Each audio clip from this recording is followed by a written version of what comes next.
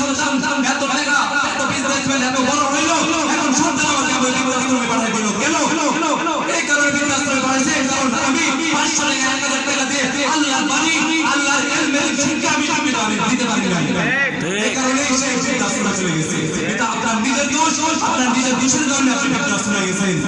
শুধু এটাই নয়, মা বাবার শিক্ষা না দেওয়ার কারণে সন্তান এত বড় অবনতির মধ্যে চলে গেছে। 5 ওয়াক্ত নামাজ পড়ার কথা ফোনটার ভিতর যখন ঢুকে তার সময়টা সে সেভাবে চলে যায়। দিনে দিনে দিকেই রাতের বেলায় ফুল টিপতে টিপতে দিন কাটে যায়, কারণ তাকে আল্লাহর শিক্ষা হয় নাই, আল্লাহর ইলম শিক্ষা দেওয়া হয় নাই, কারণ তাকে বলা হয় নাই এটাকে সময় অপচয় বলা হয়। এটা এই দিনের মধ্যে পড়ে না।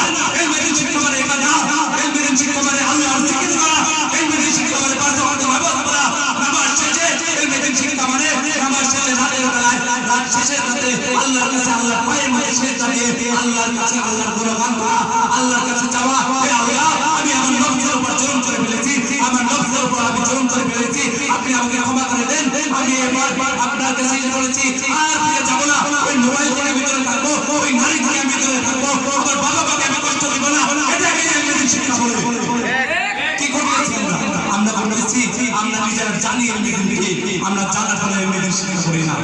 আমি সর্বশেষে এটাই বলতে চাই, এলমেদিন শিক্ষা এবং এলমেদিনের ফজিলত, এই ফজিলত নবী সাল্লাল্লাহু আলাইহি সাল্লাম বলেছেন, যে ব্যক্তি এলমেদিন শিক্ষা করলো, আল্লাহর বাণী শিক্ষা করলো, আল্লাহ তাআলা তার মর্যাদা কোন জায়গায় রাখবে আপনারা নিজেও বলতে পারবেন না। তার সম্মান এত পরিমাণ বাড়িয়ে দেবে দুনিয়ার মধ্যে, এত পরিমাণ তার সম্মান বাড়িয়ে দেবে তা বলার কথা না। সর্বশেষ আমাদের কথাই আমরা সুন্দর করে এলমেদিন শিক্ষা করি এবং আল্লাহ তাআলার বাণী সবার মধ্যে পৌঁছে দিই। এলমেদিন শিক্ষা করলেই হবে না, এলমেদিনের বাণী যেটা শিক্ষা করব সেই শিক্ষাটা আমাদের নিজেদের মধ্যে, আমাদের বাসিন্দা, আমাদের দেশের মধ্যে ছড়িয়ে দেওয়া, এটাই আমাদের কাজ। এই বলে আমার সমস্ত মাশাআল্লাহ।